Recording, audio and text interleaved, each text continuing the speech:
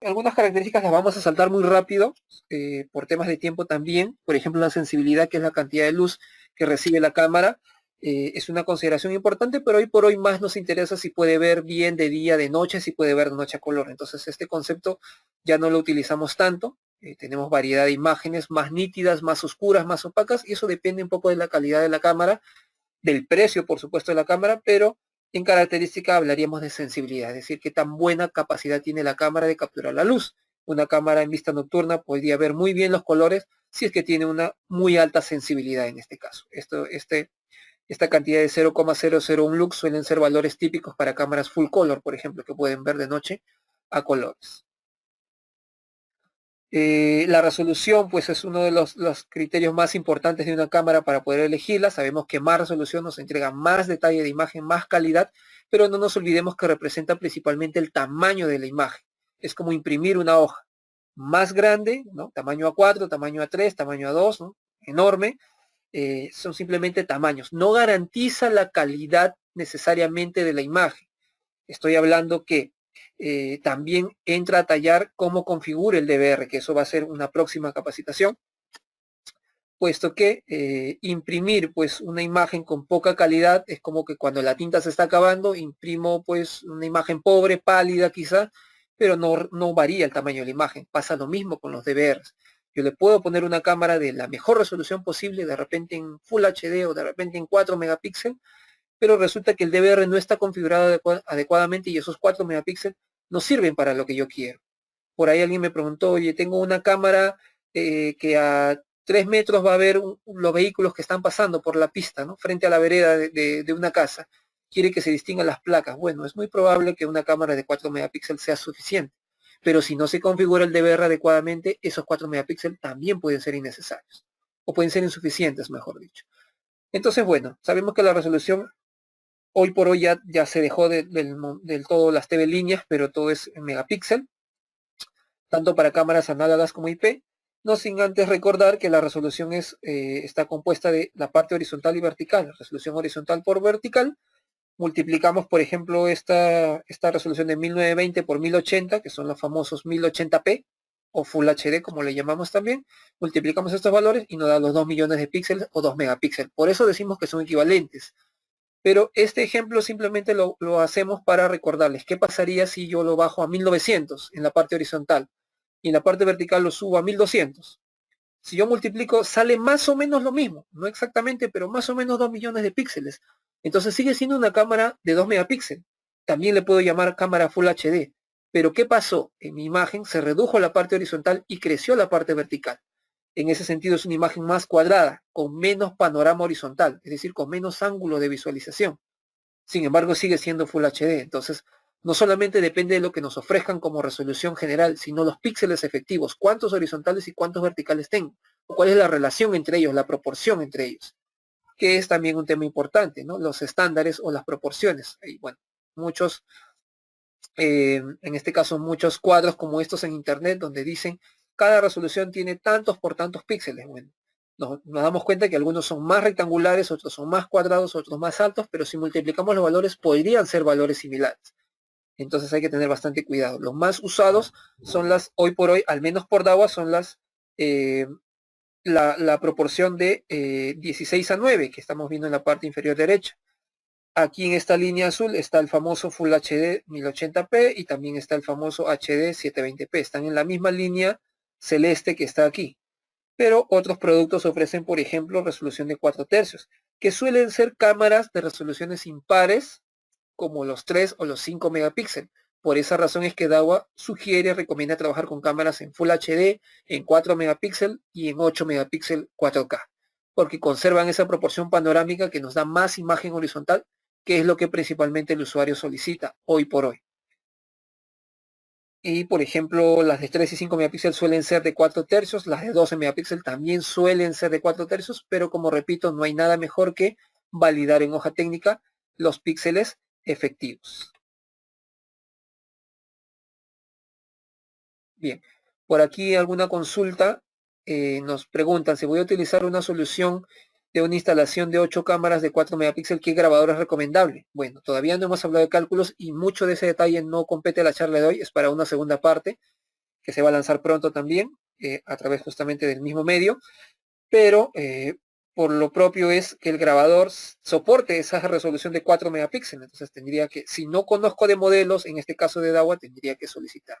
Hoy por hoy los modelos de Dahua que terminan en 4KL son modelos que soportan en todos sus canales cámaras de 4 megapíxeles, grabando al menos a 15 cuadros por segundo. En la grabación estamos hablando. Y hablando de un sistema analógico, si hablamos de un sistema IP, se sugiere trabajar con un NVR de serie 5000, el ideal, aunque uno de serie 4000 también podría soportarlo. Entonces, va a depender realmente de la necesidad y cómo se configure. Eso lo vamos a afinar un poco más adelante y mucho más aún en una próxima capacitación a la cual sugiero que puedan estar atentos, que es la segunda parte de esta de hoy.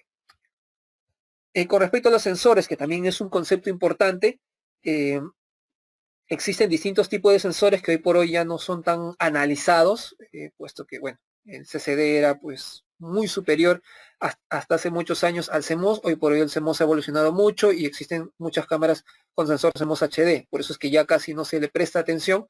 Pero lo que sí debemos prestar atención es al formato, al tamaño del sensor. Las cámaras económicas suelen usar sensores muy pequeños. Las cámaras que cuestan un poquito más o de más calidad suelen usar sensores grandes. Por ejemplo, Dahua hoy por hoy ha hecho excepciones y en su serie Cooper, que es una serie súper económica, ofrece no sensores de 1/4 de pulgada, que suelen estar en cámaras muy económicas, sino sensores de más grandes que 1/3 de pulgada, ¿no? Uno entre 2.7, uno entre 2.8, son sensores muy grandes, más grandes que 1/3. Recuerden que funciona en forma inversa porque es una fracción. En ese sentido, a pesar de ser un producto muy económico, tiene un sensor muy grande. ¿Y qué significa tener un sensor muy grande? Significa que la imagen va a tener mayor amplitud, va a permitir ganar más imagen o, dicho de otra forma, tener más ángulo en la imagen, más panorama. Bien. Por ahí nos hacen otra consulta. Si una cámara Full HD se puede instalar en un DVR HD, bueno, eso va a depender de la capacidad del DVR. Lo ideal obviamente es instalar una cámara de la misma resolución en un DVR que ha sido diseñado para eso. Por suerte, Dahua hoy por hoy ofrece una característica en sus DVRs comunes, en los económicos, si se entiende, que es que un DVR ha sido diseñado para una resolución máxima en todos sus canales, ojo, en todos sus canales, hablando de sistema analógico, en el cual van a grabar. Entonces, si compro un DVR HD es porque le voy a poner cámaras HD y van a grabar en HD. ¿Qué sucede si le pongo una cámara en Full HD? Que es exactamente la pregunta que nos hacen. Bueno, para el caso del DVR Dahua, si le instalas una cámara en Full HD, pues va a leer esa cámara en Full HD, no la va a bajar a HD, la va a leer en Full HD y la va a mostrar en pantalla en Full HD, siempre y cuando tenga el cable y la pantalla adecuada en Full HD para ver esa resolución. ¿Dónde va a estar el detalle? En que la grabación va a seguir siendo HD porque el DVR ha sido diseñado para grabar en HD. Una cosa es la grabación y otra cosa es la visualización en un sistema anal. Y lo mismo va a pasar con los demás DVR. Si me compré uno que es Full HD, bueno, me puede leer la siguiente resolución que Dahua ofrece, que es 4 o 5 megapíxeles.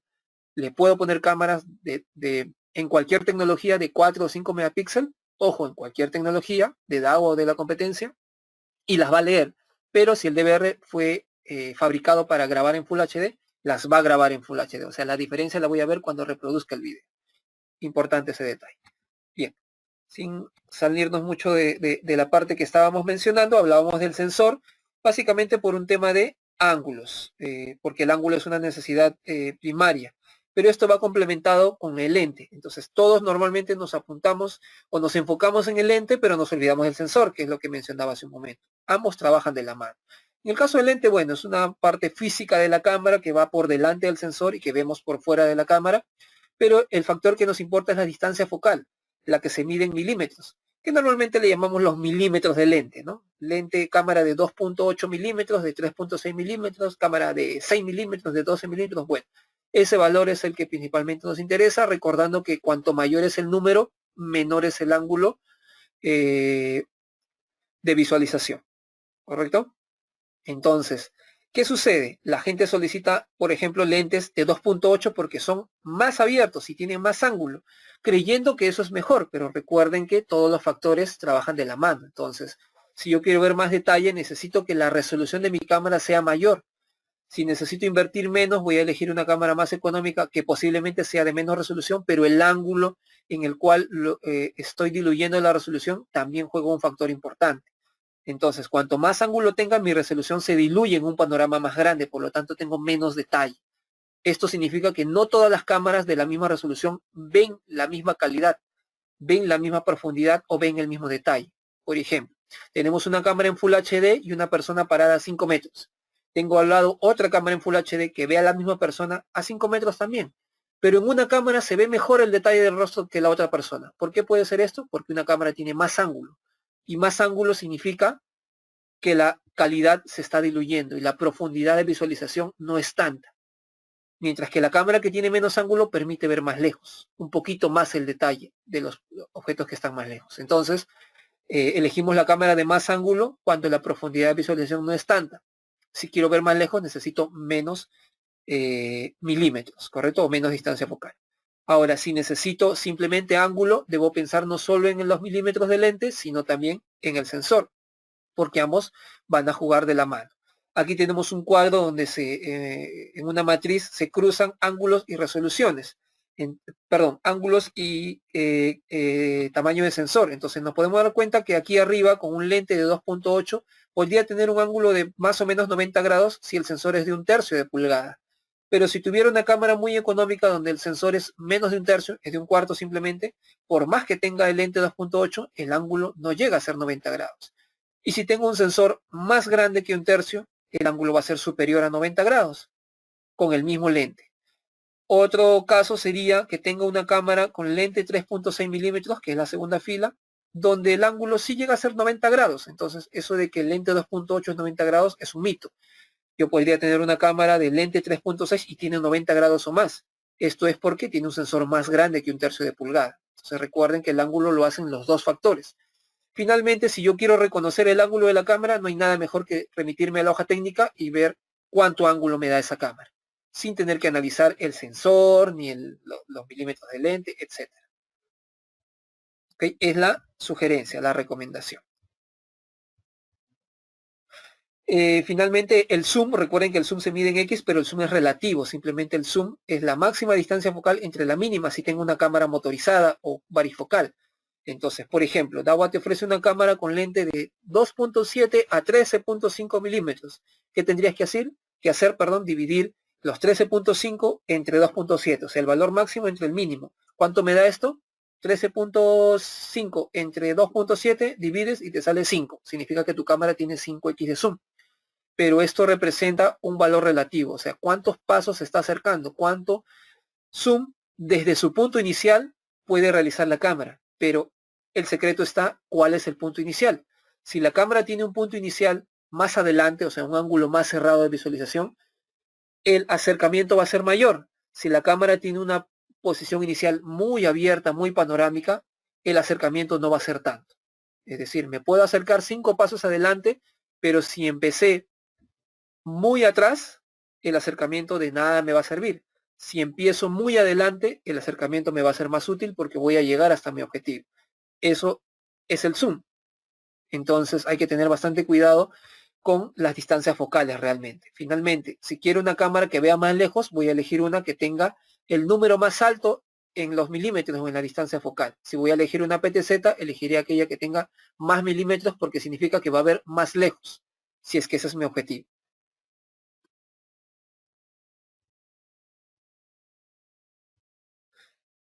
Bien, para ir cerrando esta parte, tenemos, por ejemplo, características complementarias como el VLC, que es la compensación de luz de fondo. Básicamente es que necesito ver a contraluz la cámara. Este es el verdadero contraluz, más no el WDR, que significa que necesito ver cuando la luz me está afectando la vista. Bueno, como en el video pueden apreciar, se ve completamente negro, no se aprecia.